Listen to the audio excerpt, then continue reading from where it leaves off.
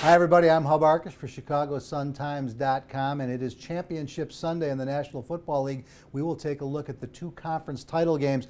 First up, strangely enough, the West Coast. It'll be a noon kickoff in Seattle, 2 o'clock in Chicago, as the Seattle Seahawks host the Green Bay Packers in a rematch of the very first game of the 2014 season. Remember, was played on a Thursday night. It was 36-17 Seattle, but it was actually a football game in the first half. The Packers led 7-3 after the first quarter. They were down 17-10 at the half, but then it got away from them. So what is going to be different this time? Well, first of all, Aaron Rodgers is not as healthy as he was. If he struggles the way he did in the first half last week against Dallas, the Packers are in big trouble. Now, on the other hand, if he can go 60 minutes like he did in the second half against the Cowboys, then maybe the Packers can give the Seahawks some problems. Eddie Lacy, a much better football player now than he was on the opening day of the season, was dominant early against the Cowboys last week. Devontae Adams has now emerged as the third wide receiver threat, along with Jordy Nelson and Randall Cobb. And you've got both tight ends. You've got Aaron Corliss and Richard Rodgers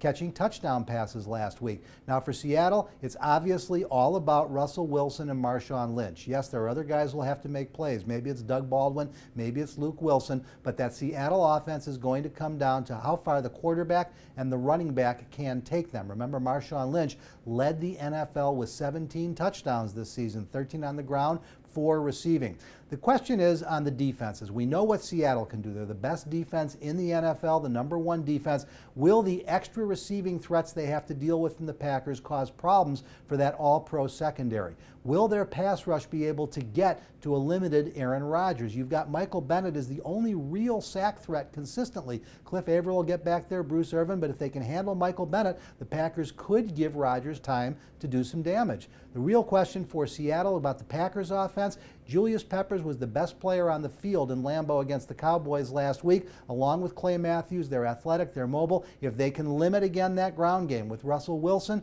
with Marshawn Lynch, maybe the Packers can hang in it. At the end of the day, the Seahawks are a huge favorite for a reason.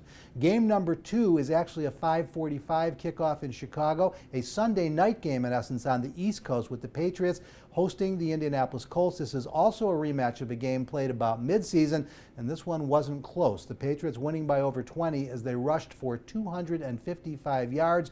Jonas Gray, the former Notre Dame product nobody had heard of, went off for 199 yards in that game. He's not even the #2 running back anymore. He's probably #3. Look for LeGarrette Blount or possibly Brandon Bolden to get the bulk of the carries, but between the three of them, they will almost certainly pound at the Colts again. If they don't, the Colts defense doesn't have an answer for Gronkowski. Brandon LaFell has come on. Danny Amendola making plays along with Julian Edelman. And of course, there is Tom Brady. This would appear to be all Patriots, but not so fast. Andrew Luck, I don't know if he's the next Peyton Manning or the next Tom Brady, but he's one or the other, and he seemed to have taken the torch from Peyton Manning with the big upset in Denver last weekend. The Colts are getting it done through the air. They suddenly have somewhat of a ground game with Daniel Boom-Herron, although if you look a little bit closer, he's still only averaging 3.4 yards a pop, but that's been enough to keep the pressure off the Colts passing game and allow them to put up points. The issue here is these two defenses, and again, there's a big edge to the Patriots.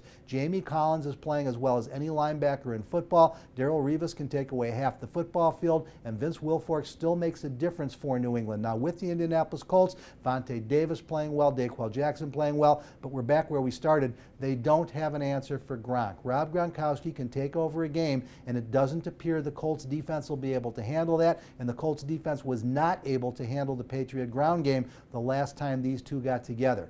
If there's going to be an upset this Sunday, the Colts winning this one would be a much bigger upset than the Packers going into Seattle and taking that one. That's why you've got these two heavy favorites in New England and Seattle to meet in the Super Bowl, but there's a reason they play the game, so we'll see what happens on Sunday.